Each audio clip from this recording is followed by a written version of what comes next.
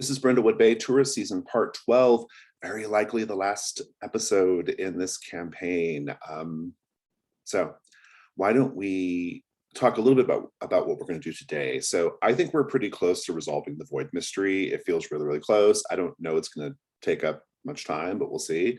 Once we're done with the Void mystery, I think we'll do a round of epilogues to give everyone a chance to sort of show how their character ended up at the end of the day and in the future. And then we'll do a debrief, but I want to do more than just like stars and wishes. I kind of want to just reflect on the whole campaign since it will be our time to do it. So that's kind of how I foresee today going. But getting back to the Void mystery, you currently have 11 clues on a complexity 10 question, which is, what is the nature of the ritual that the Midwives of the Fragrant Void are trying to complete? Where is it taking place? What happens? What are the key details? And if you answer the question correctly, you have unlocked the opportunity to go and face the Midwives and stop them. So that is sort of where we're at. The 10 clues, just to, well, we can review the clues when you get ready to do theorize, but 11 clues rather. But in any case, you've got 11. If you can work them all in, it's a +1 on the roll, pretty good. As far as the Mavens go, no one has 3 conditions right now. Everyone has one or two. So in terms of, and I think everyone has plenty of crown too. So I don't think there's like any real danger of characters dying this session unless you want them to. So yeah, that's kind of where things are at. Let's go ahead and, so the last thing that was going on, we were in kind of like we'd had a really quite lengthy night phase where lots of different things happened. Sheriff Dalrymple was murdered. Hugh was revealed to be reborn as Percy Underwood. We had Tracy being revealed as a member of the cult. And Tracy is going after that willow crown that Laura has in her possession. Adrian, remind me, did we see Tracy getting the crown or getting her hands on the crown? I can't recall. If I remember correctly, I think the last thing that we were doing is that Laura was with Ruth, I think, leaving from the house and then wanting to circle around and climb into the house. Right? Yeah, to catch Tracy, right? To catch Tracy or to see what is going on there. Yeah, I think that's a good place to pick up then whenever we get to the scenes. Fantastic. And where did we leave Ida and Esther? It was the daytime, I recall. I think you were all having cozy move, if I'm not mistaken. Yeah, we did a cozy move, a gardening move, during which we as well just happened to bury the sheriff under the azaleas. Good fertilizer, right? Yeah, it's good. All right, awesome. So what do we think? Are we ready to theorize, or do you want to get a couple more clues? Like, kind of where are we at right now? I guess we might just as well find out what Tracy is up to. Okay, we'll do that, and then maybe slide into theorize. I don't know. We'll see how it goes. But in any case, I like your plan here. So Ruth and Laura have pretended to leave the house and are circling back and going to climb in through a back window.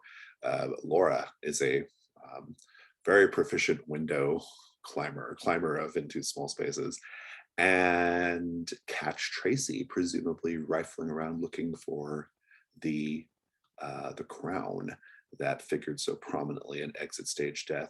So I like this. I think this is the day move. Laura, what are you afraid is going to happen if you fail here? So let's see. I think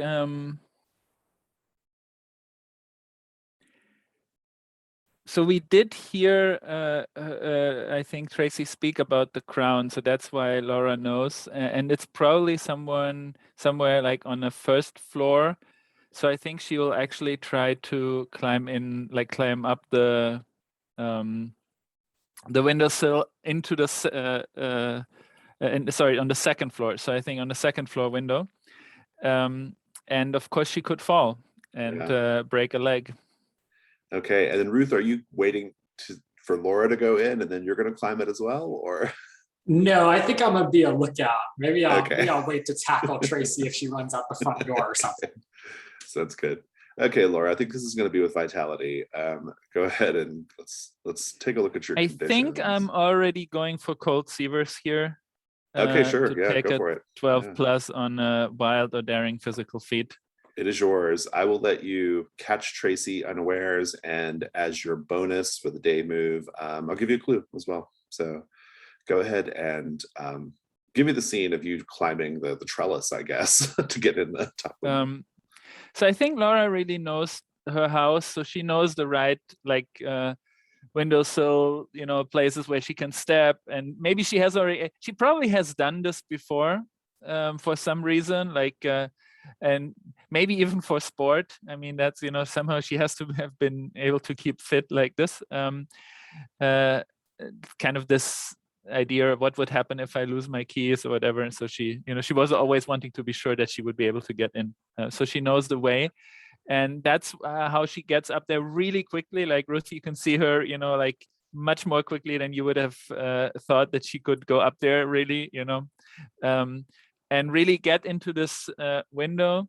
And I think she probably will hide behind like a open closet door or something and wait for Tracy. And basically where she's hidden, but she can see a night table where the crown is on, and she can see it, and then she kind of waits there for Tracy to come in. I love it. Ruth, while you're kind of on lookout, I think the next door neighbor has a gardener working in the garden, just to kind of keep up our gardening theme here. And the gardener has been digging holes and he's wearing a bandana over his face to prevent dust and stuff getting in his mouth, right? So you can't quite make out who he is. But he calls over to you. He says, "Oh, Ms. Anderson, I found something for you here." Okay, I'll go check it out.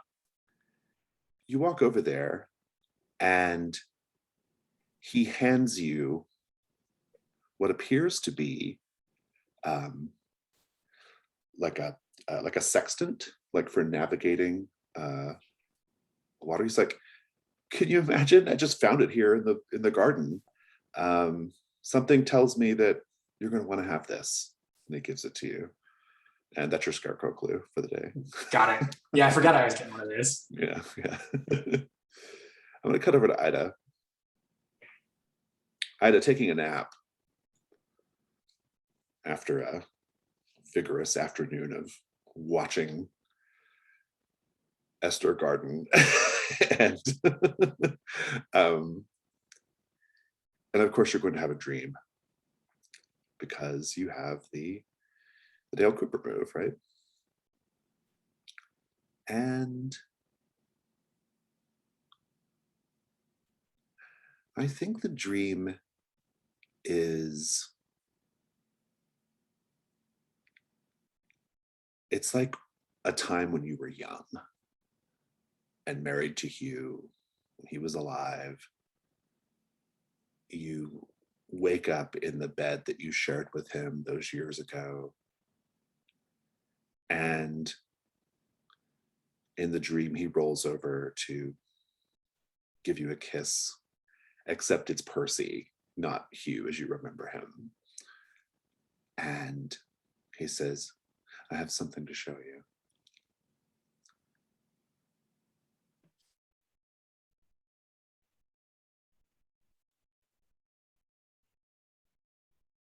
To Ida. Ooh, what is it? Hugh? Yeah, it's something I've been working on for a long time. Here, come on, it's ready, it's time. And he gets up and kind of puts his robe on, is beckoning you to follow him. Yeah, she slowly gets up in this dream state. I think things definitely feel weird, but she's not like quite conscious of what is weird about everything right now. Yeah, and he opens the bedroom door, and the bedroom door does not open up into what should be a familiar hallway, but instead opens up to an inky black void with a set of stairs seemingly carved from onyx or some sort of black stone going down. And he says, "Take my hand." I don't think that I can. He says, "Are you sure? There's someone waiting for you down there." And she like stands at the top of the stairs and for a moment starts to raise her hand and then drops it and says, "I think there are people waiting for me up here too." And he says, "All right, I guess I'll go without you." And he begins to go down the stairs. And he descends into the inky blackness. And you just hear him mutter in the darkness, "My queen, I'm so happy to have finally laid eyes on you." And then the dream ends. And I guess that's your clue, is the phrase, "My queen, I'm so happy to have finally laid eyes on you." At the precise moment the dream ends, Esther, you feel someone, whatever you're doing, you feel someone take your hand. What do? I turn around to see who it is. There's no one there, but you got the distinct impression someone took your hand just now.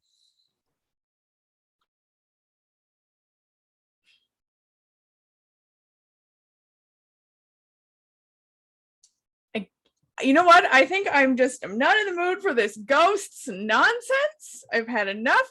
So I'm just going to be like, "Hey, I did not consent to being touched. No more of this shenanigans." And then I'm just going to like slowly walk away. Good. Laura, you find Tracy in your room, rifling around through drawers and the closet. She's got the room tossed when you kind of come around the corner, look inside. You watch her long enough to learn your clue, which I'll give you now.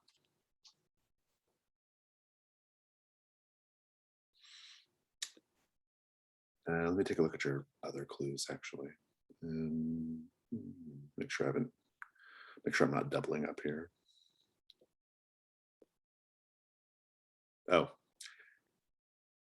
she's wearing that pattern. Her dress has that strange pattern that has been haunting you since session 1. That strange geometric pattern. At a glance, it would just look like some horrible dress from the blouse barn, but upon further inspection, you can see it. What do you do? Has she found the crown on the nightstand? Out of character, would you like for her to have? Yeah, I think so. Okay, sure, she has then. So I think when Laura, she waits until Tracy picks up the crown, and then I think she steps forward and says, like, "Sister, have you found what you're looking for?" She turns and at first seems shocked, But then there is that shock melts into a sort of course, you climbed through the window to catch me here kind of like thing, right? She knows you too well. And she says, yes, Laura, I have. Tracy, what have you gotten yourself into? What is it that you're? What about? Look, what about you and I? We sit down, and Laura takes out this tin box filled with medical marijuana that she's been carrying around. So, for old time's sake, Tracy, let's sit down and you tell me what is it that you've gotten yourself involved there, and Laura, maybe we can so figure out a way.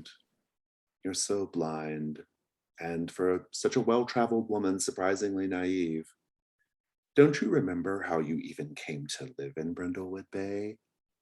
You were looking for a place to start fresh. I'm the person who recommended it to you. I'm the one who gave you the money to put a down payment on this beautiful house. I wanted you here, Laura, because I thought that you would be the missing piece of our little puzzle. But it turns out it's not you after all, I'm sorry to say. But you did get your hands on this, and that's very important. You did do all these things, but something I think you don't know what you're doing. I think in the end you will regret being part of this. Let me tell you, as your sister. What would there be to regret? Who would pass up an opportunity to take this miserable, godforsaken world with all of its troubles and horrors and wipe the slate clean and start over?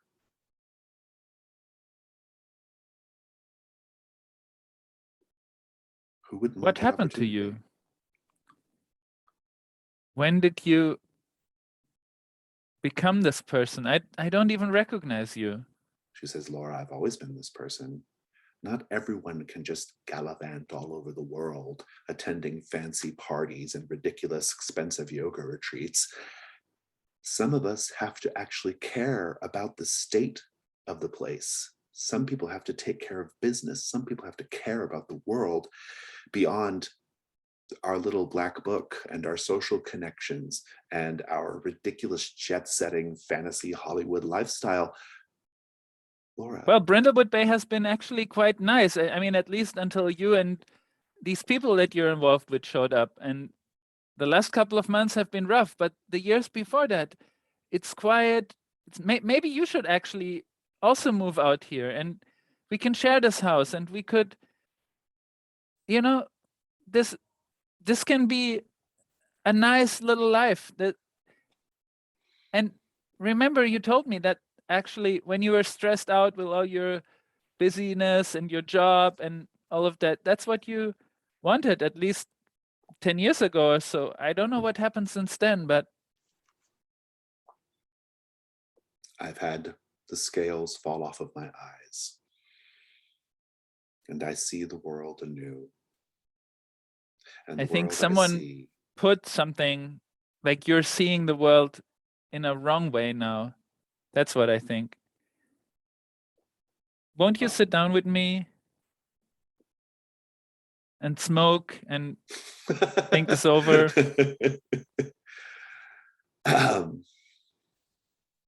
Trying to decide whether I think there's a role here. No, I don't think she can be convinced. She says, no, I'm going to take this. You can go ahead and cloud your mind and detach from it all and not care like you tend to do. I'm going to go fulfill my destiny. And she's got the crown and she's leaving. What do you do?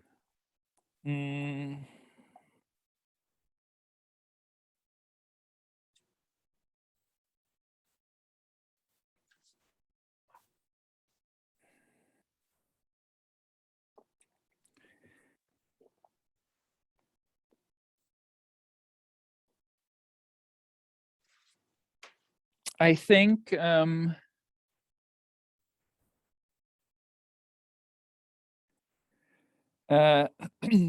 think I'm going to pick up. Let's see.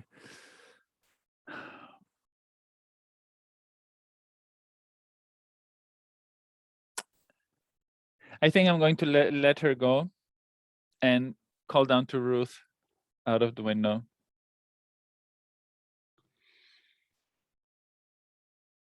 Yeah, you see Ruth across the way talking to what appears to be a guard. So I kind of I stand there and and I wait until Tracy goes like down, and I tell Ruth like, we have to stop her. She doesn't know that you're down there.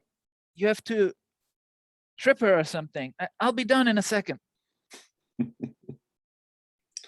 Ruth, what do you do? Yeah, I mean, hey, if I gotta fight this woman, I gotta fight this woman. Very good. I'm gonna wait till she comes out the door and just pocket birdseed right in her eyes and tackle her. Okay, so that's a day move with vitality. What are you afraid is going to happen if you fail? I'm afraid she's just gonna get away. Okay. It's going to be a roll with vitality. Let me check your stuff though. You can just take it at normal dice. Go for it. All right, can I use my pocket birdseed? Of course. All right, finally. That is a 9. Nice. I'm just going to give you a condition bruised up as she fights back, but otherwise you'll be able to subdue her. What does it look like? So like after Laura yells down, I think Ruth kind of runs back around and she's like standing like back to the wall by the front door, handful of birdseed. And as soon as Tracy walks out, birdseed right in the face, and she turns around and just jumps on her, and, like takes the crown. I think Laura raise will it up come like down. like a football or something. right? Exactly. Yeah. Laura will come down with like a rope that she picked up, and I think I'm sorry, Trace, but I just cannot let you do this. And I think the next thing that I think Laura will try to impersonate Tracy again, take maybe her good. jacket Yeah. and stuff, and the crown and so on. Good. That might be good for the final showdown, for sure. Okay, well now you've got you guys have a lot, or you all have a lot of clues at this point. Let's go ahead and add the last couple here. Sextant. And what was the quote again? Something about a queen. I think it was my queen, it's so good to finally see you. Yeah.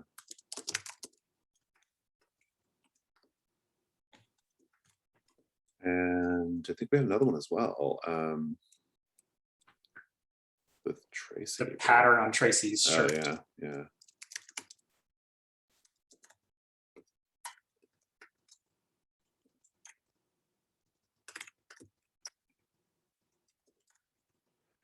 Fantastic. So yeah, you've got 14 clues. This is theorized time, I think, at this point. It's daytime. Probably the ritual is going to take place at night, so you'll have time to go stop it tonight. Yeah, there's a lot here. They're all very like disparate sorts of clues. Some of them may not fit. You may not be able to work them all in, and that's okay. But who wants to start the conversation here?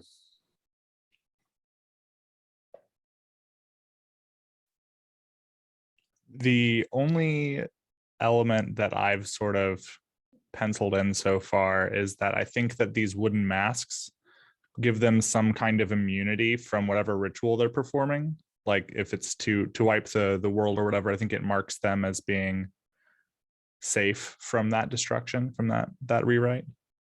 What does the constellation have to do with that? So- I think, yeah, go ahead. No, you go ahead. You go ahead, David. Oh, I was just going to add that I think that there has, like, the reason why they're doing it on this day is that there is some kind of alignment that has taken place. And I think that the constellation is Oh boy, I wish I knew more of those. It's one Just make one up. That's yeah, fine. it's symbolic of perhaps symbolic of the child which they are trying to pull from the void.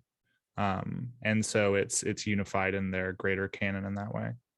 So I think like if the stars, to quote Cthulhu mythos, like if the stars have to be right or whatever, that explains the constellation, the navigational charts, the sextant, possibly the pyramid, depending on how we work it in. Maybe Yeah, even like the map. I mean, there's a lot that kind of gets wrapped up in that, right? That's what I was gonna say, and I was actually gonna tie it into the idea because we have the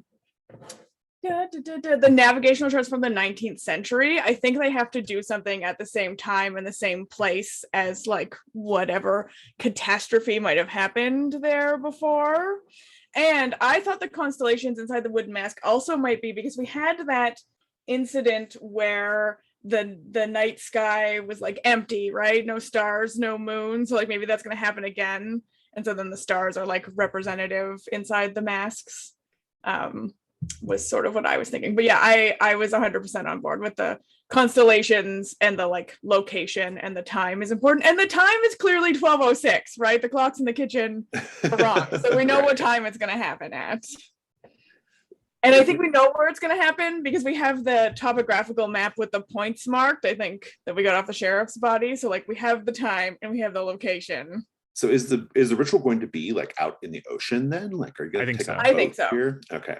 And so that explains away a lot of the navigational stuff, the maps, the star stuff. Like a lot of that gets explained away in terms of time and place, I guess. So let's like put a tentative mark on the relevant stuff here. So can we clarify what exactly the difference is between this theorized and the regular theorizes? Like, what are we precisely trying to decide? You are just coming up with a theory of the ritual, like where is it going to be, and and specifically what are they trying to do, and so that you can go there and stop them, right? Okay. And knowing the time and place is a big part of that, probably most of it, right? But I think it would be helpful to come up with some like details of what the ritual is and how to stop it, so that you can also do that, right? Got it. Okay. It's a little like, not so kind of a little vague, but that's Sure. Yeah. I have an offering for what the constellation is of, perhaps Canis Major, because we've said that the child of Persephone takes the form of the black dog. Yeah. And so what better than the big dog constellation? So a dog-like beast is being raised. Interesting. Maybe it's already kind of been raised, and that's why we have Laura's been seeing the black dog, because we have this idea of the crown that needs to like control the child, right? So maybe they don't actually fully have control over this entity, but now we have like the pieces are starting to come together. They know what's going to happen, and they need the crown in order to like take control of whatever this entity is that's already creeping its way in. I kind of like the idea that they haven't brought it forth so much as they're just like parasiting onto something that's already they're trying to wrangle it. Yeah. Yeah. yeah. I mean, I think it sounds like the sort of final manifestation of the creature will come from the ocean, right? And like it and the Canis Major is a nice connection to the black dog idea. So I think that kind of is good there.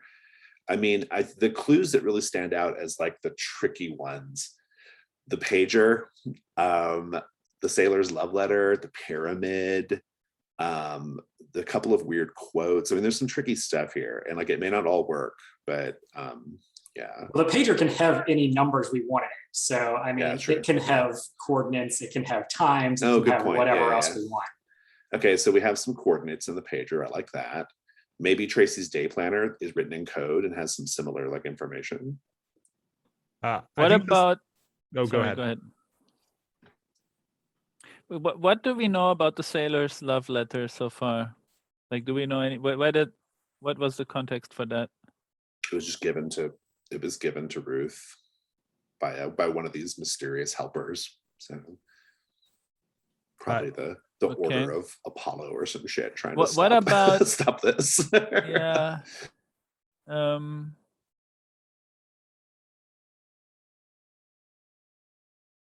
So, I mean, what if this is, we've got like, this is but another chapter in a very long book. So like, what if this has happened before and the previous people who stopped it were in like had the sailor's love letter and maybe the pyramid was somehow involved in that? Like, Oh, I see. Oh, interesting. Yeah, that's pretty good because we do know that story of the Deep Reaver, the founding of Brindlewood Bay is premised off them finding a creature in the ocean, right? And selling all its parts off, but they managed it. I mean, presumably that was also a child of Persephone, right? Whatever that's, this sort of, whatever these creatures are, this is what the cult believes they are, right? Yeah, it's interesting. Okay, so you're saying that like the love letter and possibly the pyramid make reference to previous times this has happened. We can also potentially bring in the strange recurring pattern in that regard too, right? If this is a cycle that keeps repeating itself, Yeah, then that's like a physical representation of that.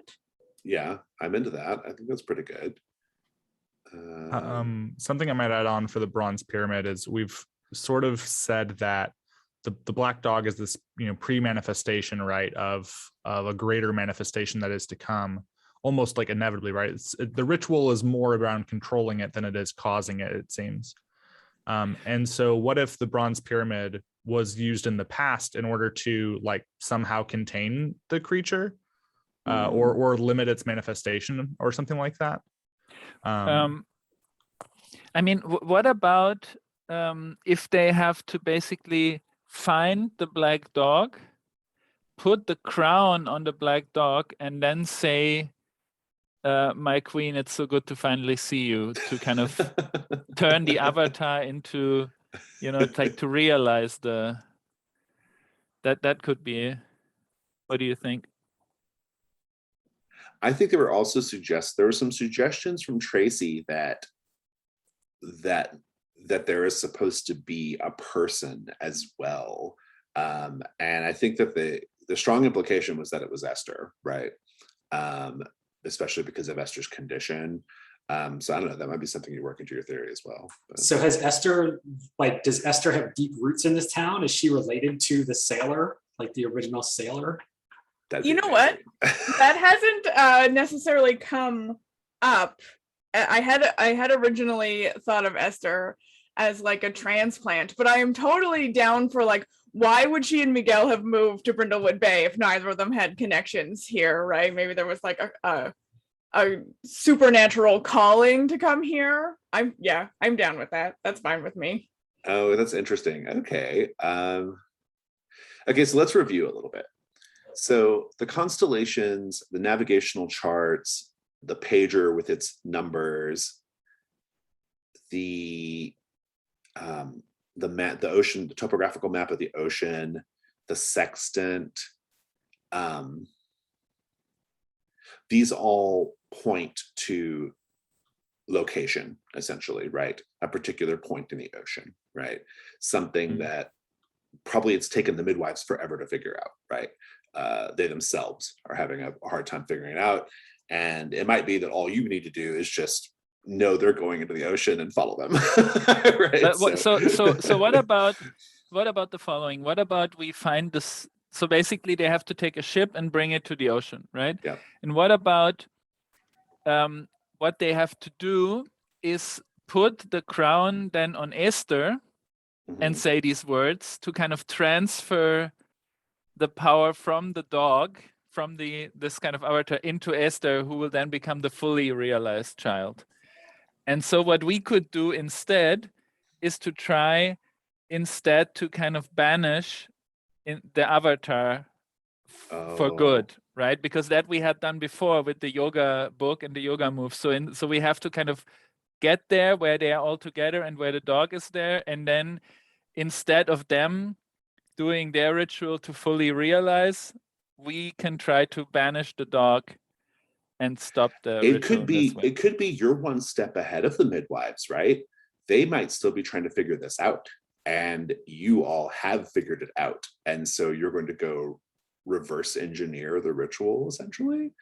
Yeah, I feel Yeah, like especially now because Laura will be there as Tracy, possibly. Right. Yeah. Yeah. Go ahead, I have a sorry. feeling they don't know that it would be me who is the bride or the queen or whatever, right? Because I don't think that information has really come up with anyone that we know to be associated with the midwives. So I kind of love the idea that maybe they're real close, but we just have that extra bit of information. So maybe the one thing that we are missing, like also, and that could be a couple of scenes now, is that we need to decode, like we know a lot, but we also have some information that we probably only get if we decode Tracy's day planner. So maybe we still have to figure out a way to do that. So it sounds like what you're sort of proposing here is that with Laura disguised as Tracy takes Esther to the cult and says, I've got it. And she's going to participate willingly, and we're good to go. Let's take the boat out. And instead of doing the ritual, you all do a process. Maybe Ida and Ruth are hiding on the boat. You all do a process to reverse the ritual and banish the dog, and therefore the entity for good. That's super daring, but I like it. And I just want to volunteer if we need to stab a beating heart in a jar with a demon rat whisker at Ruth's ready. Yeah. It's good. Yeah, I love We it. also maybe don't have to hide Ida too, just from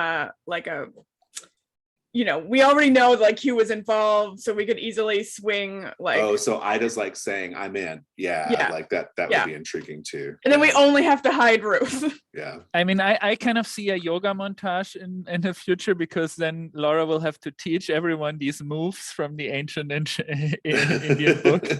Yeah, the ritual yoga moves. So I love the idea, especially since we have Laura's like yoga dispelling ritual or yoga banishing ritual, that like Laura teaches Ruth and Ida, because I, rather than like, act like I'm totally cool with the cult, I feel like that ship sort of sailed with the long rejection message, the long rejection conversation. Plus, then I love the idea of like Ida and Ruth below deck doing this complex yoga ritual, like bring their mats, roll them out on like this old gnarled wooden floor. Well, I was thinking the ship might actually be the Regal Lady from the first mystery, right? Could be the Krause's yacht, right? Because I think in that yacht we overheard some ritual chanting coming from deep within the bowels of the yacht, if I remember correctly. I might have that wrong. That might have been another time I ran this. I don't know, but it might have been. Yeah, that might have actually happened in this one. But in any case, it could be that, or it could be an antique ship as well. But in any case, yeah. Either way, I kind of like the idea that Ida and Ruth are stowaways while the other two are above deck. Yeah. Okay, so let's review our clues then to see like what's kind of relevant to this solution here.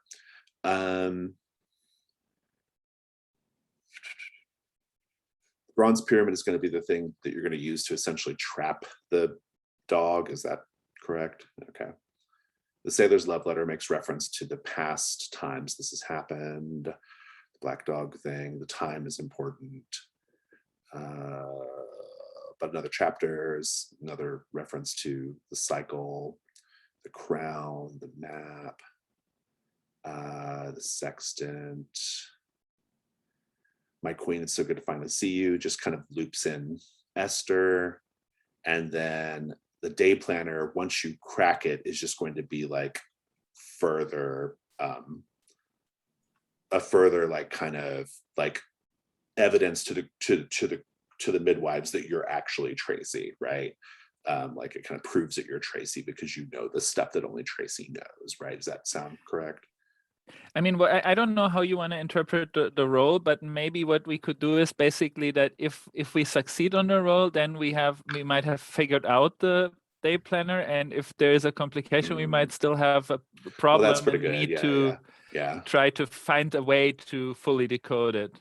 Something. I think it's probably good for I think for now, it's probably good that you have, we'll say 13 clues, which is still a +3 on the roll, which is very, very good.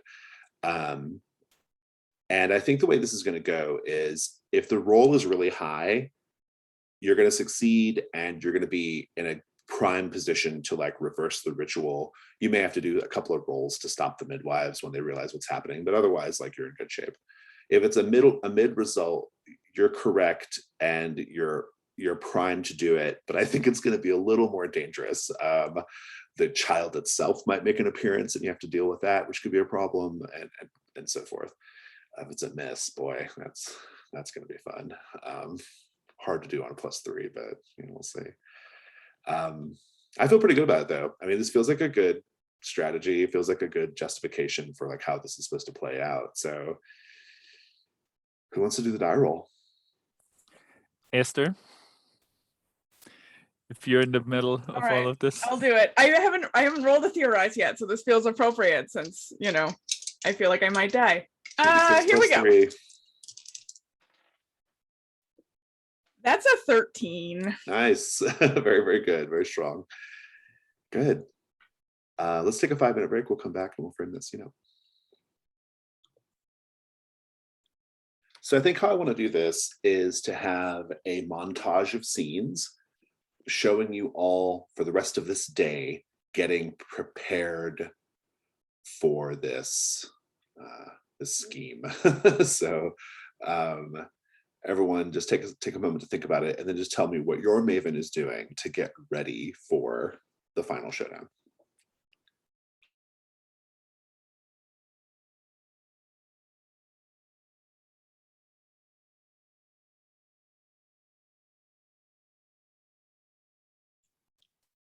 I mean, I think one of the first scenes is Ida dusting off from her bookcase her code-breaking book in her cozy little place, and bringing it over to the journal, the day planner for Laura's sister, and like cracking her knuckles.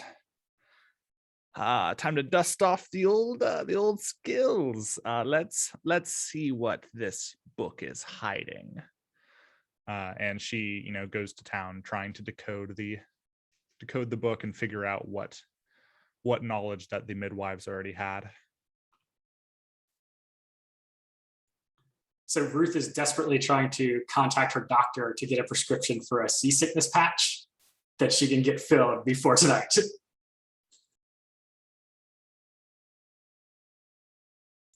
I think Esther has gone full method acting and is like doing a whole like ritual bath and like selecting clothes, partly because she wants to make sure she sells it and partly because I think I'm gonna die. So, gotta look primo for my epic aesthetic death. Love it. What's Bo doing? I feel like Bo is totally just like undisturbed. Actually, you know what? Bo has been very interested in the azaleas. That's what Bo is doing. Just like sniffing around the azaleas constantly. You gotta like chase him out of there. But he's totally like nonplussed by the whole, imminent death situation. Nice. Laura? I think Laura is, we see her first checking again on Tracy, who is bound up in the closet. She's wearing just pantyhose and kind of, she has taken her skirt and jacket to impersonate her. And like, she's there bound up and she says, "I'm so sorry, Trace, but we really don't know what else to do." And then she closes the door and then she rummages through another closet and takes like these yoga mats for all the 4 of us and, stash them in like a big bag and then leaves the house. So I think the midwives have chartered a small yacht to go out on the water tonight, and getting Ruth and Ida as stowaways won't be too much trouble once you know which yacht it is. I do think that Ruth and Ida will have to spend some time hidden down below decks, maybe a couple of hours while they wait on the on the rest of the folks to show up to take the boat out. So I think I'd just like to have the scene with the two of you hiding in the hold, if that's okay. Did you bring all your recording equipment for the podcast? Oh, well, yeah, of course. I mean, I'm fully wired, got like my lav mic on. And yeah, we're not gonna miss this. This is the big finale. Yeah, it's rare opportunities to record the potential end of the world. Indeed. You know, I have to tell you, I'm just relieved that we haven't run into Sheriff Dalrymple lately. I thought for sure he would be coming after us, but I mean, maybe he just left town. I think he's still in town somewhere, but I think maybe he picked up flower arranging. Who knows? I mean, now that he's out of prison, maybe he's just gone on with his life. That doesn't sound like the Sheriff Dalrymple I know. I mean, say what you will about the man, but when he gets an idea into his head, he's not going to stop. He's not going to stop trying to accomplish it. And I mean, it sounded like he wanted to hurt us. Well, so Esther and I may have run into the sheriff. I mean, Esther ran into him a few times, if we're being honest. But we went to go and visit Hugh's grave. There was a strange snake woman. It was a whole time. Times are strange right now. You should have recorded it. It was incredible. And anywho, we were at the coast near that cliffside where I had a dream. I realize now that probably doesn't mean anything to you. Anyway, we were at this cliff and I was talking to Percy, who is apparently Hugh now, and we were breaking up. It was ugly. He just wouldn't let go. He's being really clingy and everything. And Esther ran over the sheriff several times. Like, ran over how? Well, her truck. Oh my God, you killed him? Well, now it was self-defense. He had a gun and had intention to use it. You said several times. I mean, with everything going on, it doesn't hurt to be sure about these sorts of things, Ruth. So, I mean, did you call Deputy Brett? What?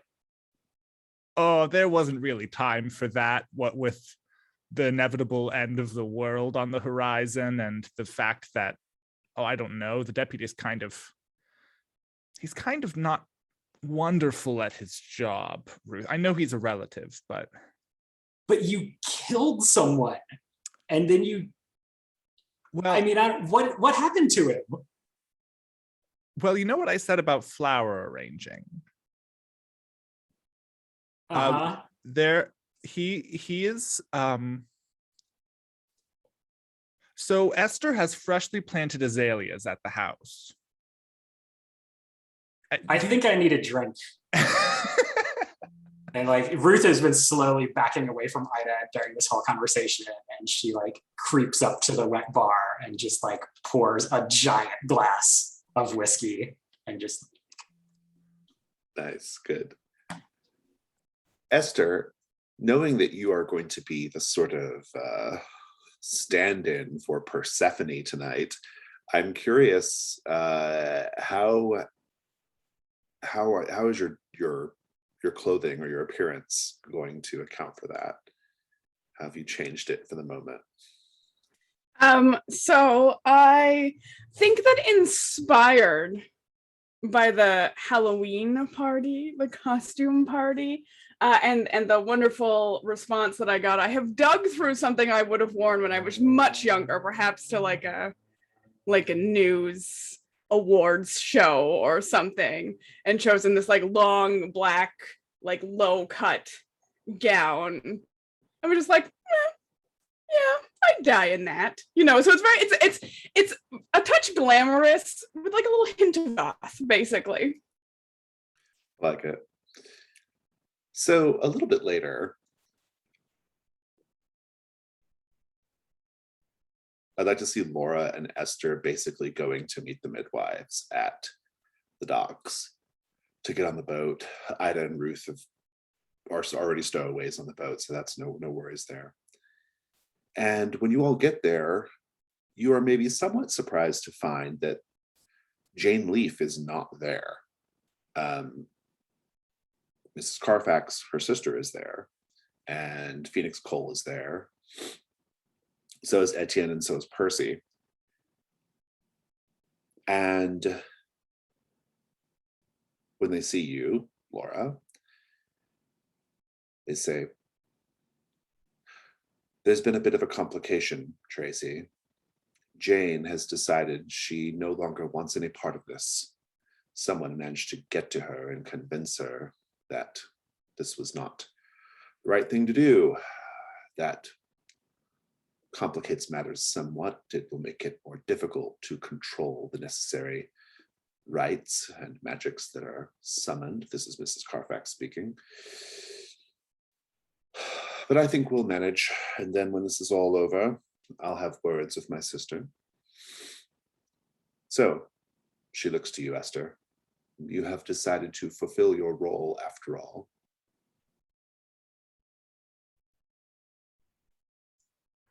What is a queen without her court? Very good. And we shall soon see what child you will help bring forth from the depths. Our inheritor, the heir to the world, if you will. So we have the medium, we have the necessary rites. Tracy, how are things going with cracking the code? Do we know precisely where we are meant to be tonight? This has Yes. to be pitch perfect. We cannot miss a single note now that Jane is not here to assist. Yes. So is this the Krause Jagd or not? No, oh, it can be if No. you want, but Yeah? I was just thinking it was just a regular yacht, but it can be the crouch yacht, Okay. it's fine. No, I was just wondering because so I think then Lord, so wasn't there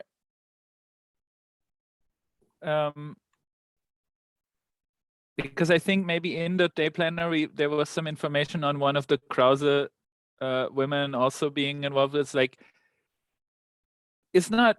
wasn't there someone from the family that owns this yacht that can maybe step in for Jane? They say, well, it's too late to get them here now, but the Krauses have been more than helpful in our preparations and planning. I mean, I don't have to remind anyone here that it's Krause money that has made a lot of this possible. Their interest in the history of this town and their family's intimate connection with the events surrounding Deep River has been invaluable. Well, I have we all shall have the to have just a go of information. it with just us. Yeah, I have all the information in here, and she kind of, takes out the planner. So everything we need should be in here, and we shouldn't be exactly where we are supposed to be at exactly the right time. And now, since we have her, pointing to Esther, that's all we need, isn't it? Etienne says, well, it's going to have to do because our window is closing.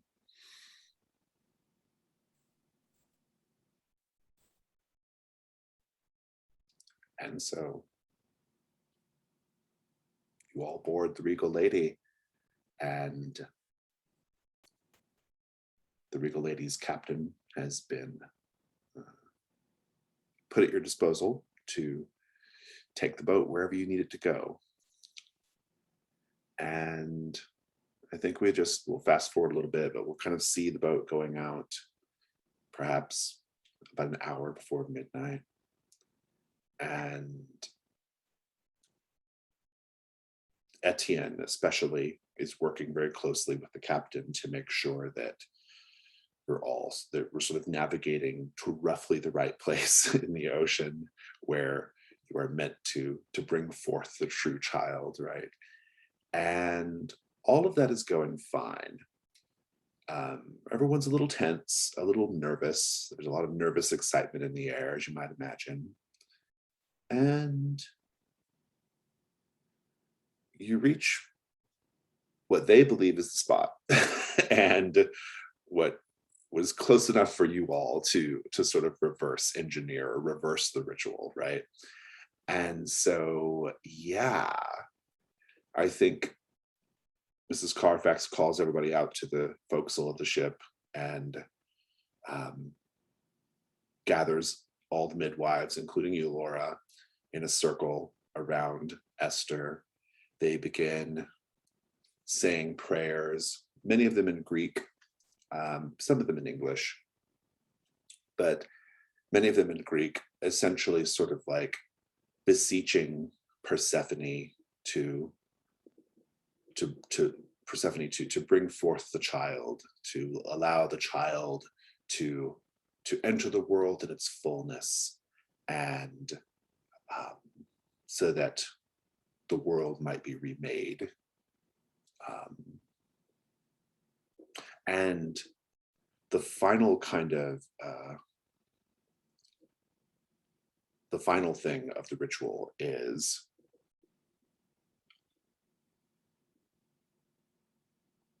Mrs. Carfax steps out of the circle and approaches you, Esther, with the crown, and is ready to put the crown on your head.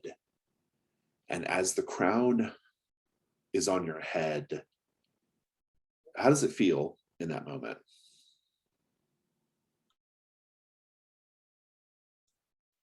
I think it's a struggle. I think that when the crown like does go on my head, that there is this like sense of losing myself, that I have to like fight to sort of stay in control. It's very overwhelming.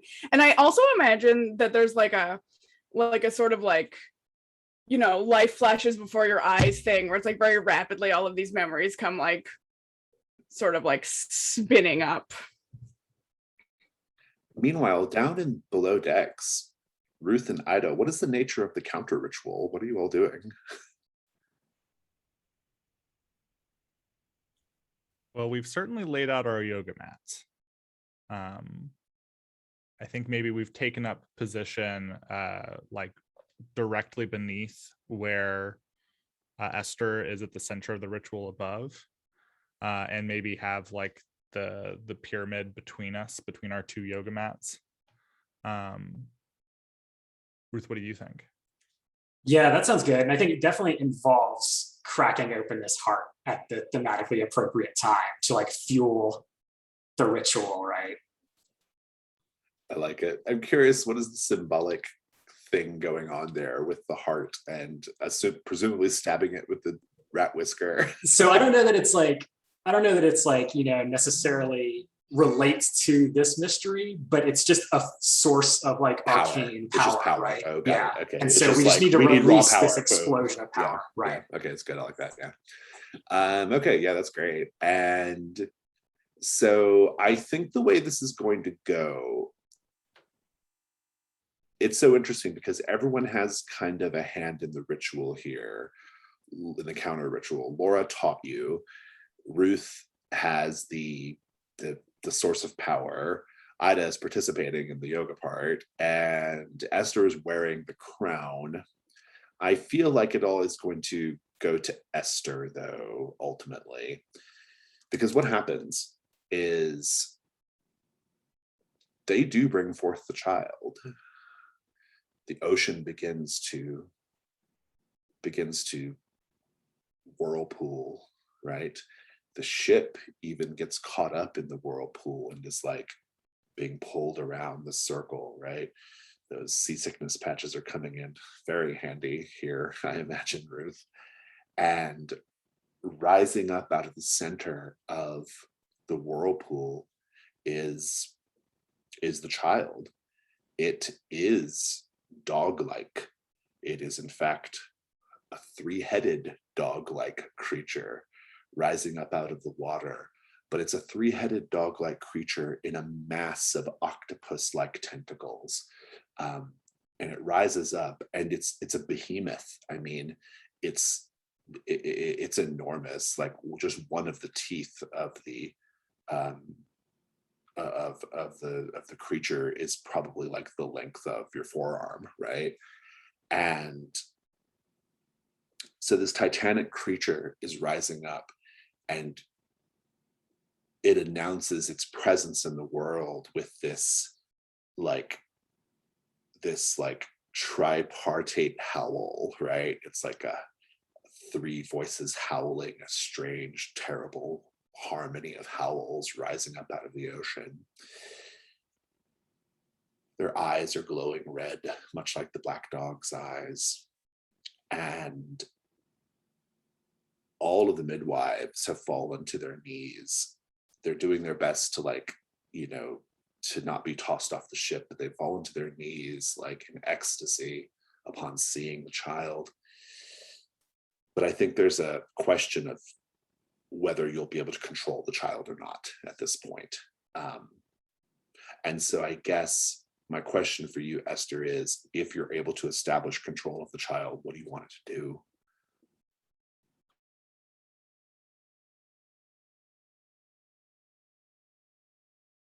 And that could be a group discussion too, by the way, since it's sort of everybody. So, I think that my instinct actually would be to break the crown, not to try and control the child.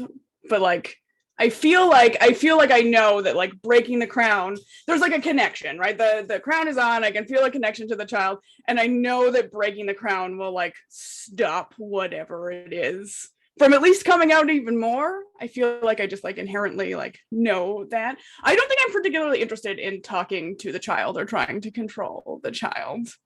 But rather I think that if people are okay with it, that this, this flood of emotion, I'm seeing like all of these kind of memories come up. I see like doing yoga with Laura early one morning, and I'm so bad at it, but she keeps trying to help me anyways. And like a scene, a flashback of Ruth and I like out, and she's pointing out the birds, and they're coming down in my hand to eat the pocket bird seed. And there's a scene of like Ida and Bo and I sitting on the couch, and there's that, then I feel that like arcane energy that has been released from the stabbing of the heart, which is like just enough, I think, for me to not like to sort of hang on to those memories. And then I just want to reach up and like snap the crown. Will that cause the creature to just go away, or will it cause the creature to run amok? I think it will. I think it will cause the creature to go away, and then maybe we have to channel the energy into the pyramid somehow. Yeah, I was going to say, if we want to extend that to the banishment ritual that Ruth and I are performing, it's like the crown is the tether for the midwives ritual. And so by breaking the crown, that ritual is severed, and then ours can sort of be the only leash, so to speak, on the dog to pull it in and banish it from this world. I like it. So I think Laura, she could, I think, step up in this moment, like when you break the crown, and take out this Indian ritual bell and start to ring it, which is also the sign for the others to kind of start with this these movements and so on. Okay, so sever the connection and then essentially banish the creature. I like it. I think we can do it all in one die roll. It's going to be the night move, though. So let's talk about the night move. What are we afraid of here collectively? What could happen if this goes wrong?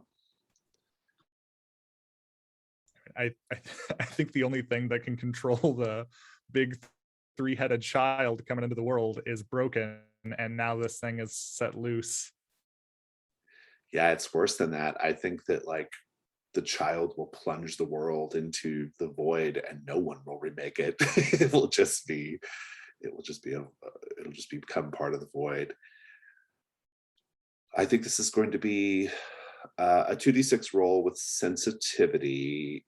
Esther, take it away.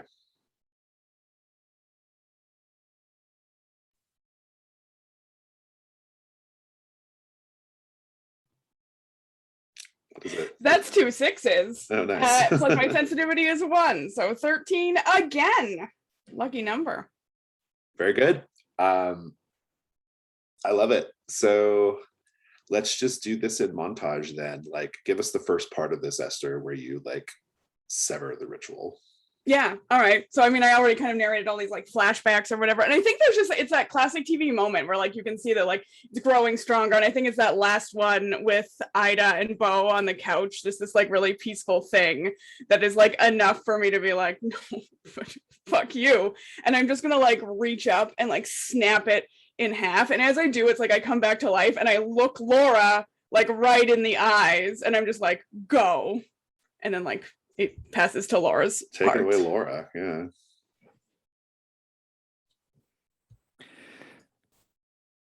So I think we see Laura stepping forward and just ringing the bell like incessantly, and apparently it does have an effect, combined with the movements of Ruth and Ida down below and Esther's actions. Ruth, take it away. So you can kind of see like this like mist that's come out of the heart, and it's just like swirling around all around us. And you can see like in the mist the faces of the conquistadors like forming and screaming as it circles down toward the pyramid. Nice. And wrap it up here, Ida. Give us the final banishment.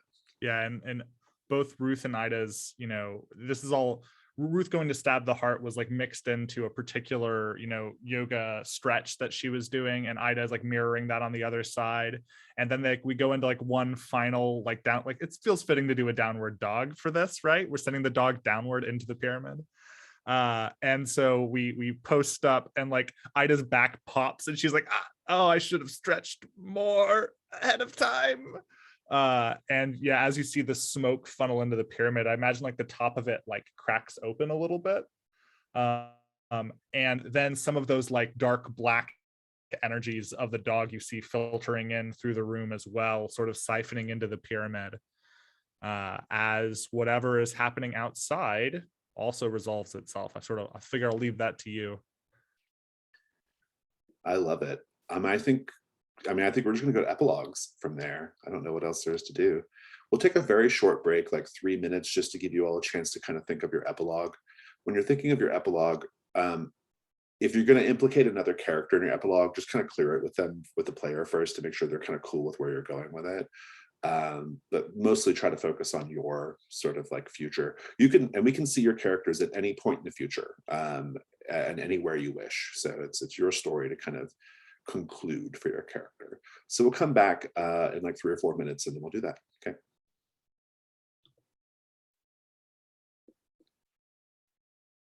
Epilogues. Who wants to go first?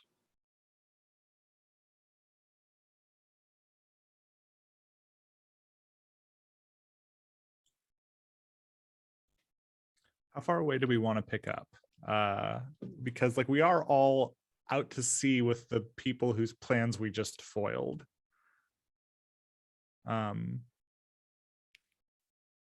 So I think the scene I want to have for Ida is that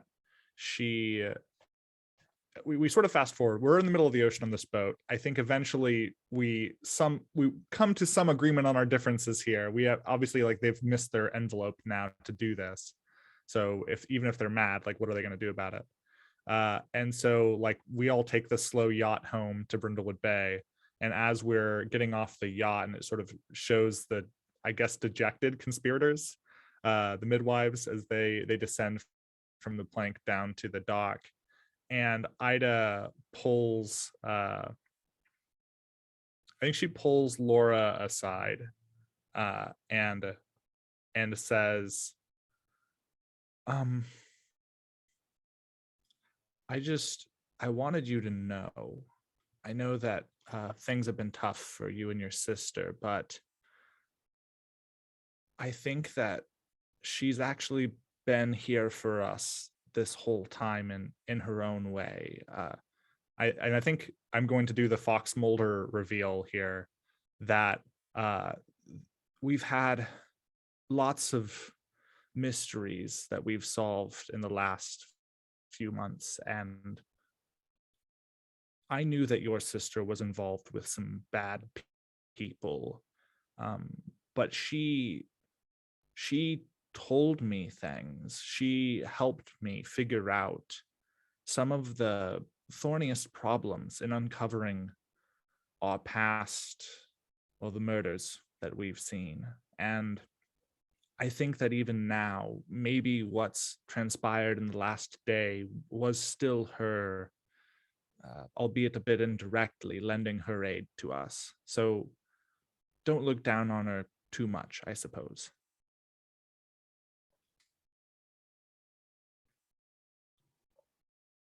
And do you want to narrate like what happens to Ida in the future? I want to save and maybe tie in with Esther's when Alicia does that. Okay, sounds good. Who wants to go next? I can actually go next on that note. So mine is fast forward maybe like a few weeks, and we actually pick up with the with now not acting, now actual Sheriff Brett Anderson knocking on the door, and like a little montage of like investigating the property, and like she's, you know, Esther's being interrogated, but then, you know, they're just investigating the missing sheriff basically, but in the end, you know, she's an innocent old lady. She doesn't know anything about it, like side-eyeing the azaleas the whole time. And then, you know, we forward a little bit from then, and I just want a cozy scene actually out by the azaleas, gardening, they're so beautiful this year. Like they've never been so large and so happy and so brightly colored, and, you know, just like petting Bo and doing the gardening. And I think that Ida comes out of the house with some champagne, because love me some champagne. And I think that they just share like a nice kiss and sit in the garden and pet Bo and look at their evidence of murder that looks so beautiful. Well, so Ida, with that in mind, do you want to pick up? Yeah, I think Ida is sitting there with Esther, and they're enjoying, you know, the soft breeze and the swaying azaleas.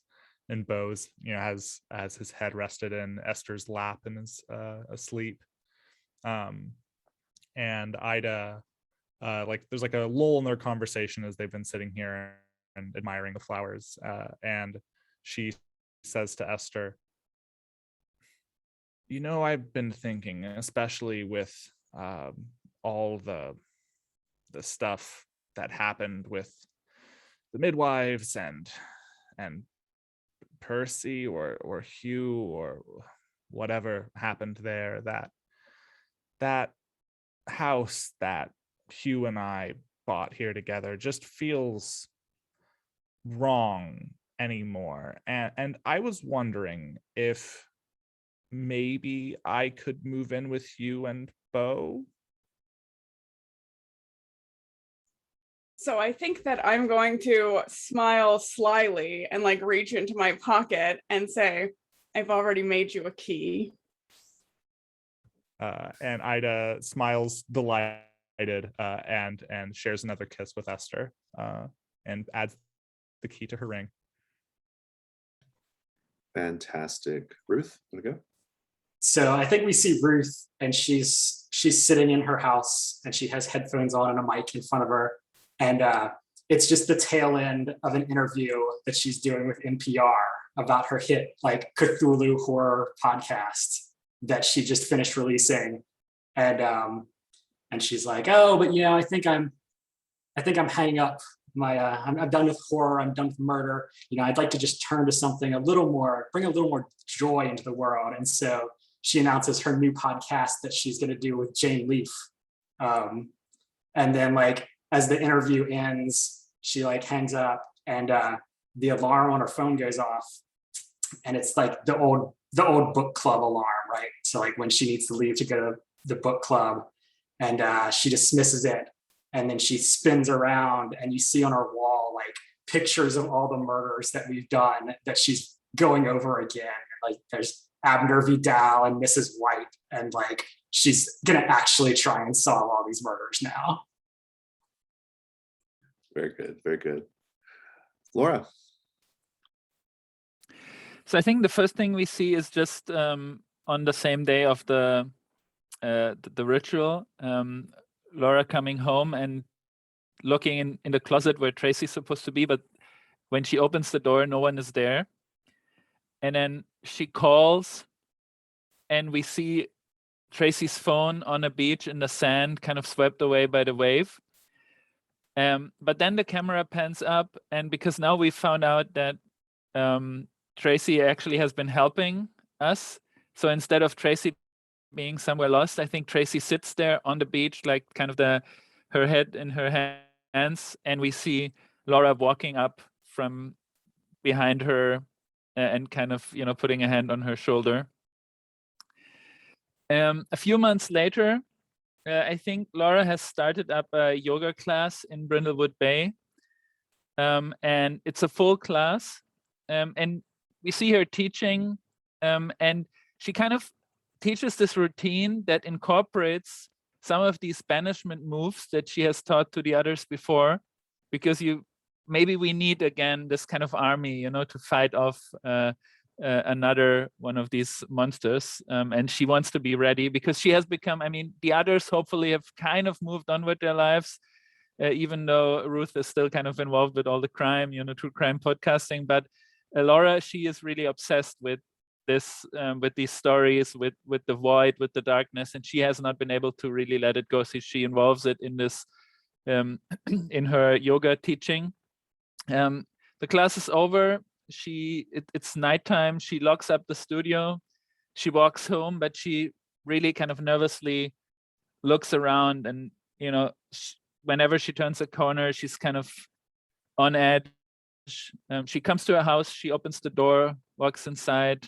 The door closes, and we see it from the outside. And then we see these red eyes somewhere in the darkness, sparkling. I love it.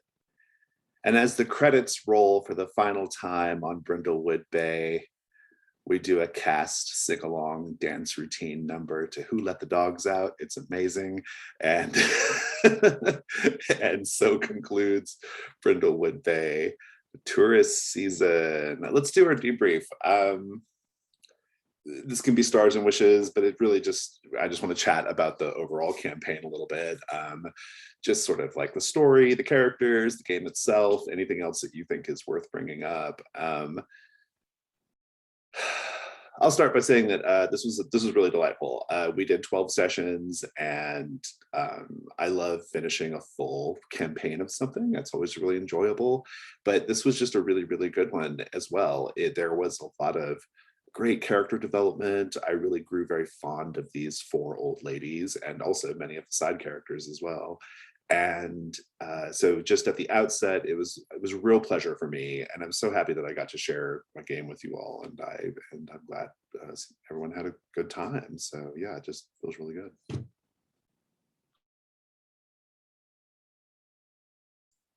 Yeah, I admittedly was nervous about playing a game with a bunch of strange men that I don't know. Not always super great as a femme person, but you know what? I just had such a great time, and it was so good. And I'm sad that it's over. I'm happy that we resolved it, but I'm also really sad to say goodbye to all of these characters because they were just so great.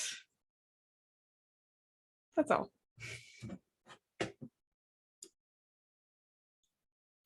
Yeah, just to echo that was this is the first time I've played a game completely with people who I going into it didn't particularly know. So getting to share this experience with such good folks and great role players was just a real joy. And getting to see echoing what you said, Jason, about playing a full campaign of something, when we got to where we were originally, had scoped out to play a few sessions and then stop, we were all this, I really like where we're going with this. It'd be kind of fun to see where this goes in the end. And getting to that sort of place with the story, and then seeing how our characters developed from there, even I don't know, it was just really cool to see how everyone grew in the course of the succession of mysteries. And yeah, I just really liked it. If I were to like cite a high point, I loved Exit Stage Death. That was one of my favorites. That one's just unfolded so creatively and organically, and like it was such a great example of the Mavens splitting up but still having really cohesive and intertwining stories. I don't know, I really like that one. Yeah, Dan or Adrian, any sort of just general thoughts, I guess? Yeah, I mean, I think I, also had a great time. So, thanks for running it, Jason. Like, I definitely appreciate that. And like, I loved playing with all you guys. So, really looking forward to the between. But yeah, and just in general, like, I really like looking back and thinking about like what we were doing in the first session, and how that really fairly smoothly ramped into this like crazy Cthulhian nightmare of the last session. And like it all felt very organic, and just like I think everybody did a good job kind of like riding the slope up to Crazy Town at the end. So I really appreciated that. Yeah, I think this was great. Thank you all so much. It was really a pleasure playing this with you, and of course, Jason, you running it. I think what I really liked is to see how these little elements, things that we had established for each other with the right. I think what we did is establish these objects for each other, right? Like you do, and that was picked up, and I think it actually pushed forward a lot of the kind of quirky little elements of the characters, and then how some of the characters got kind of these things that they do, right? Like the yoga with Laura, but of course also the podcasting, and then Esther and Ida. And I think that was great to kind of have these little things that then developed into larger aspects of these characters that really made them come alive. I really like that. Yeah. It's funny because we still, like, from the beginning on, like, we have 2 characters in the Keeper that have a picture and 2 that don't, and that's a kind of interesting thing as well, because apparently, like, that's just an interesting thing to wonder about for me, like, for you 2 who don't have a picture, like, why apparently you never felt like that's something that you would need, right? Even over 12 sessions, which is nice. I mean, it's just an interesting thing, right? To do that. Yeah, so I think what really was interesting for me with the system also was really to see how all these little things, the moves and all of this, kind of really push. If you lean on it and if others pick it up, then it really can always, add interesting things to the story, and you can really develop, like, it really works to kind of create this universe and bring it alive. Yeah, I was really happy at a system level. I've been really happy, and I was here as well, with how the system is. It's a set of rules and a set of mechanics, but what it really is almost like a set of like invitations to like tell story. It's a bunch of buttons you can press, right? And so we didn't do a ton of like Gold Crown Mysteries move, for example, but the ones we did were enjoyable, and it was there to be done, right? If need be. Whereas you all sort of really leaned into the occult move. Actually, the occult move is the one that was like the kind of star of this particular campaign, and that's actually unusual because when I've run this before, the occult move has always happened like really late, really late game. Like that's kind of when the occult move happens. But your choice to take the occult move early had like big implications for the rest of the story, right? And but it was just it's kind of nice to see that you can sort of take the piece that interests you and do what you're going to do with it. There were just so many good highlights from this session. There was a lot of really good stuff this session. I really enjoyed the downward dog thing. Was very funny. The scene between Laura and Tracy was terrific. The scene with Ida and Ruth was really, really good. All the little like jokey references to the azaleas, and especially Bo, like, and the azaleas is really great.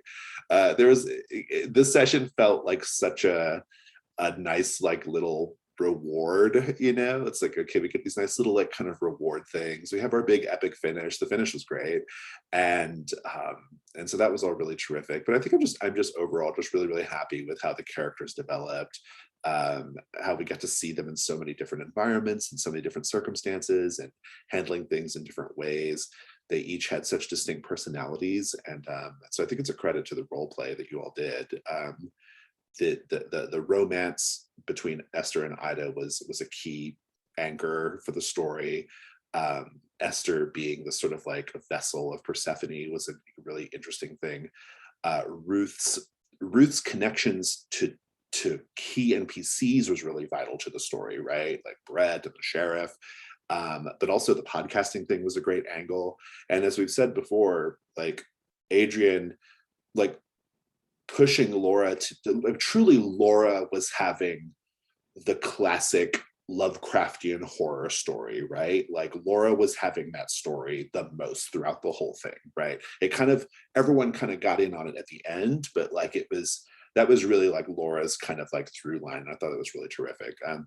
There was just such a great interplay between like relationships and emotion and sweetness and horror, and that's what the game wants to be doing, and so I was really happy with that. Yeah, one thing I really like is despite that we leaned into the occult very early, I think because of the system, it wasn't then all occult all the time, right? We still got to come back out and have the more mundane things, because I think that if it was great to have like that super occult mystery at Snowdrop House, and it really like ratcheted up the tension, but then we got to dial it back a little so that we didn't have to keep doing that, like showing it up every new episode. So I really, and I liked that it encourages you to do like these epic horror moments, and you're like, oh, now we're just like gardening. Like I really, really like the dichotomy of that. Yeah, it's one of those funny things because like every like now and then like someone will like criticize the game just based off their read of it, you know, their read of just the description. Often like you can tell they haven't actually read the rules, and they always say like, well, these two things shouldn't work together, right? Like they should not work together. They should one of them should get flattened out, or why can't it just always be cozy? Like why do we even need the horror part, right? And I always just think, well, okay, fine. It's not the game I made, but okay, you know, like the game I made is this game, and it does this, and it does work, and I'm not going to stop you from taking the horror elements out, but that's not the game I made, you know. But I'm happy that, like, yeah, you're right, Alicia. Like the fact that the occult stuff came up so early and so heavy in this game, but it still kept the whole like Brindlewood Bay cozy vibe, I think is a credit to the system, which makes me happy. My favorite mystery was definitely Snowdrop House. That was my favorite. Well, the Long Dark Tea Time of the Soulless. David Morrison wrote that one. I always use it now, even though it's not one of the ones I wrote. I just really like it a lot because it says so much about the history of the town kind of baked into it, which is really fun to explore. Anybody have any highlights as far as mysteries go? Great British Bake Off, 100%. Yeah, that was fun too. Mine was also Snowdrop House. I like that it was like dark occulty, but it's also dark in a very mundane way. Like all the stuff coming out about the sheriff and like, you know, all cops are bad made me, Alicia, happy as a person to pick that story up and run with it. So all cops are bad, especially this cop. Especially this cop. And I really liked that. And you know what? I think credit to everyone like role playing. Like I liked that someone could toss a ball and you knew that someone was going to pick it up no matter like how out there you were with it. And I really appreciate that. I think what's interesting, I mean, what we could see with the character development, like how far we had come in establishing this world in a sense, was for me that actually with the Hex Files, someplace else, it also worked very quickly to build up this this place. I think I got a really good sense of that weird town, Doublewood, you know, like kind of based, like, I mean, as a kind of TV episode, I think that one also has like, it really worked well with the beginning, you know, with the accident and everything. And I think all the characters of our Mavens kind of really also showed up in that one. So I also really like that. And it became very crazy at the end with the heart and everything. But I think it kind of fit into the whole thing as well. So one minor thing that I think I really enjoyed was during the vignettes. I think like the shadow in the garden is fantastic, and just like always having to think about like, you know, what level of weird stuff do you want to add in, and like how high, like where are we in like the weird shit that's going on, like, and like I was trying to always think about on mine, like, okay, well, how could this lead into like worse things, like if I get more Crowns of the Void? And I'm like a little sad that I never got the Pallid Mask, so I never got to be a super creep and like talk about death. Yeah, I wish we'd gotten to see the Pallid Mask a lot more. I would have really enjoyed that. I mean, I think it was interesting because like the character who kind of had the Pallid Mask straight away or pretty early was Esther, but Esther ended up getting that condition that almost like trumped it in a way, right? Like that bride condition, like sort of like overtook that whole idea. But I would have loved to have seen more of the Pallid Mask conversations, because Dan knows this. That comes from a game called Soth, and in Soth you play cultists, like sort of hapless bumbling cultists trying to bring forth a demon, a little bit like the Midwives, maybe not as efficient as the Midwives. But one of the things that happens is as your character gets deeper and deeper into the occult sort of nature of what's going on, your conversations always have to reference like these things, even mundane conversations, right? And it's very, very fun. And I think there's a way of maybe I don't know. Like I said, the game is a collection of toys, and sometimes people lean into certain ones other than others. But I do agree. If I had any wish, it would have been that for sure.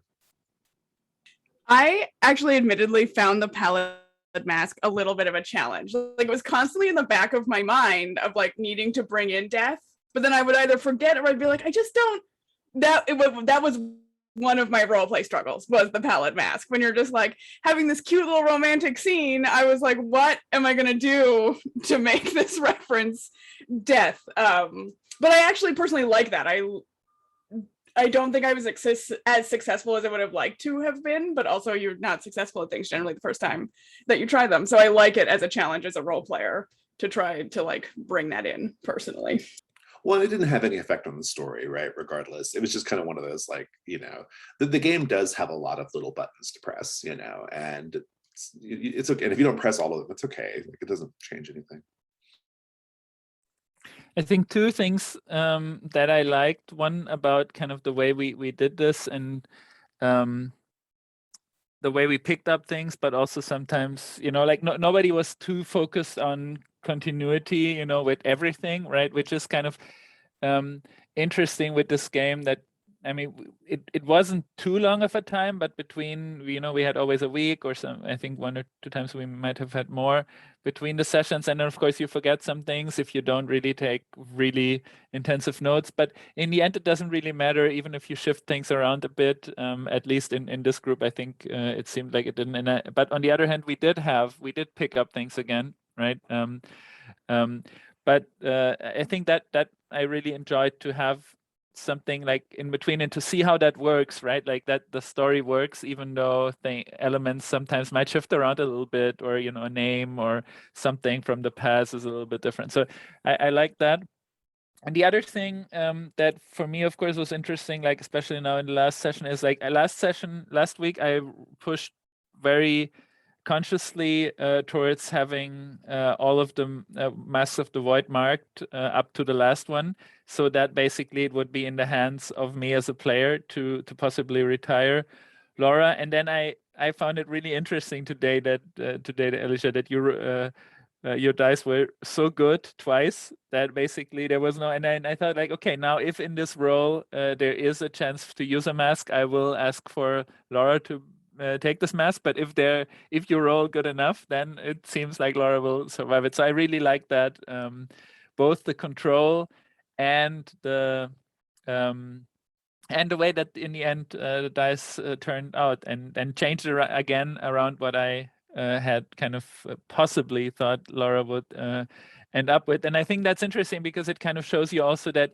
that is also like player control and horror in that sense is also not something that is opposed, which often you might think, right? That's so 100% right. And as a sort of design philosophy of mine, and also games I seek out to play, and this is something Dan and I used to talk about all the time on the Gauntlet podcast, is I like player controlled character death.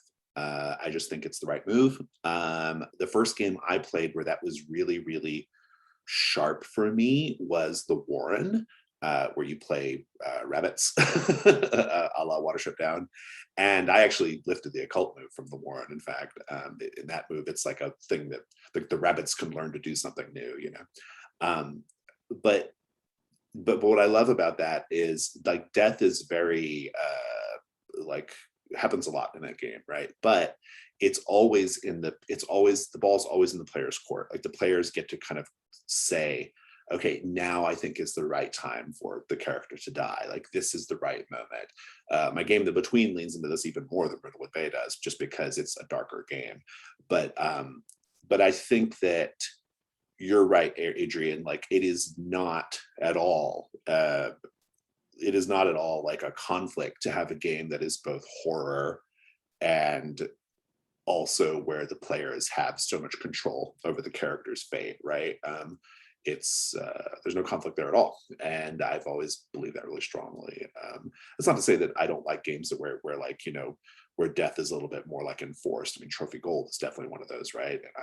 And I love Trophy, but I think there's definitely from my personal sort of design sensibilities, that's where it kind of goes, you know. So I'm glad that came through for you.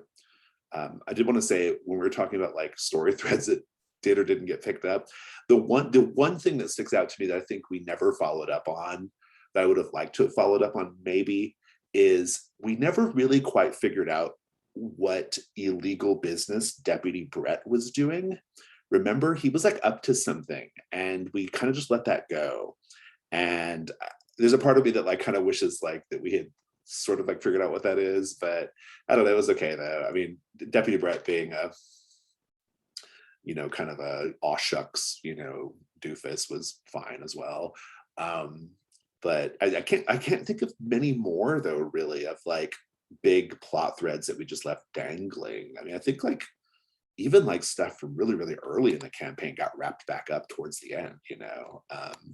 But well, there is the whole mystery of who killed Abner and Mrs. White. well, that we sure. pinned on the sheriff. I mean, Right, there's yeah. that. There's that whole thing, yeah. But There's you know, an it entire sounds like mystery that we did not Ruth solve. is going to take up the case, so I think it's okay. You know, I kind of love the idea that maybe after The Between, we could do in the new television coolness, we do like a reunion tour and we do like a mystery where we come back.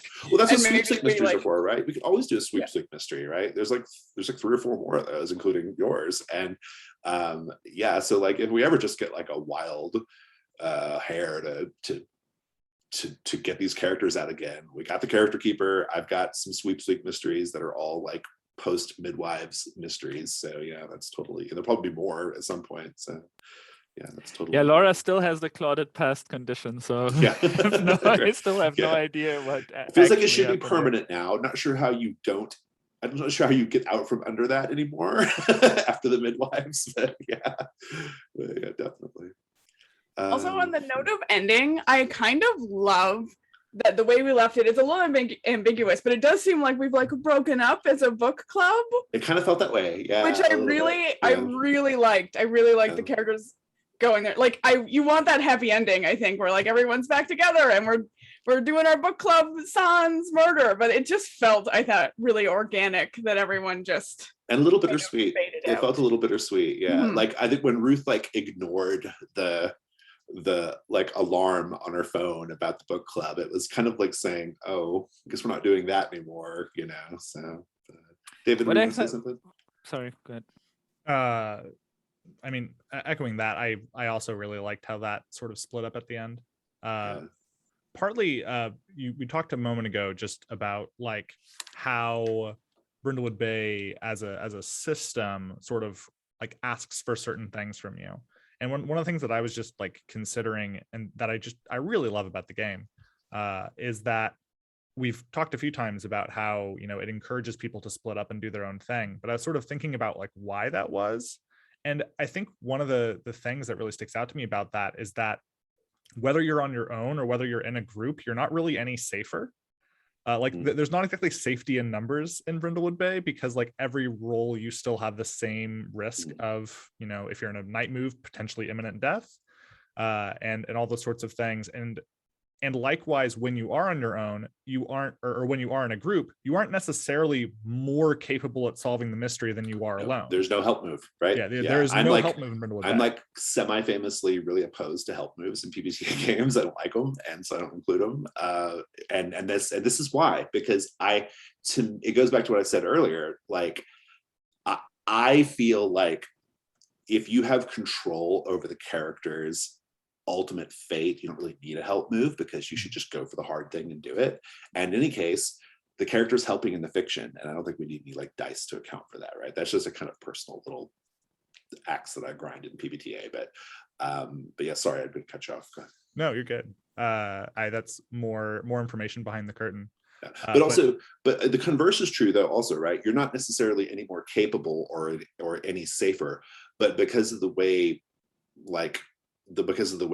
death happens in the game, you're also not any more danger if you're alone. Yep. Right? It's kind of all like evens out, and I think that's appropriate for the genre as well. Yeah, right? It's a genre consideration. Just the fact that like things are the same whether or not the you know, there are lots of games where if the party splits up, that is bad mechanically for your odds of success. And then this is one of those games where that is like almost encouraged, and then. But instead of that leading to like, you know, 4 characters leading disparate stories because of like the cozy move, which requires the Mavens coming together for that. And because Theorize, of course, requires the Mavens coming together. It sort of encourages this like fanning out, fanning in, fanning out, fanning in. And I don't know, I just really love that formula and how it plays out. Awesome, thank you.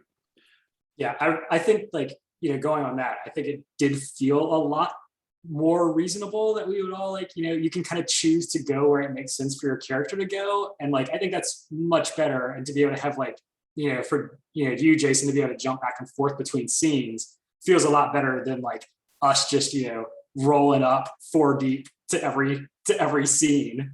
And then like 3 people are just kind of sitting there waiting to assist. Yeah, sometimes there's not even anything for the other players to do, you know? Right. Like if there's just one NPC, you don't need 4 people to talk to that NPC, right? Like it doesn't make any sense. And like I'm all for splitting characters up, or like in groups of 2 at the most, you know, that always feels like the right number to me.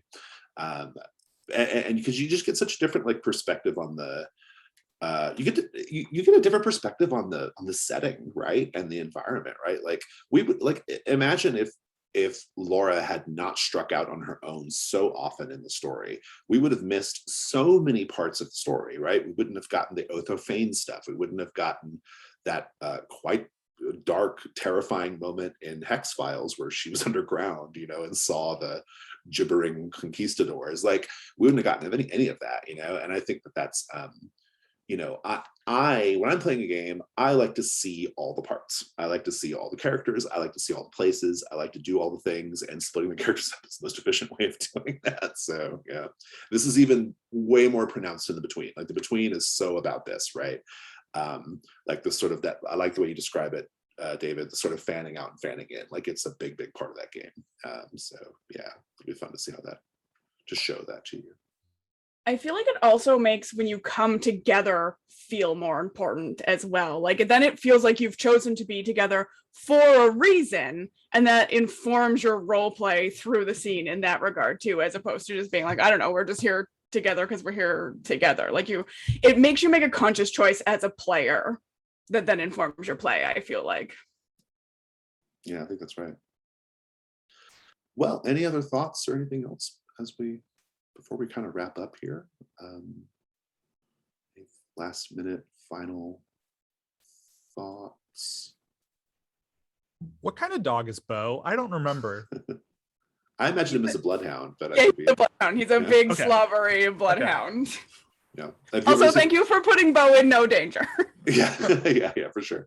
I don't know if you have ever seen that Christopher Guest movie, Best in Show, but I always imagined Bo as the bloodhound of the character who's always naming nuts. You know, That's exactly it. That's exactly it. I love that.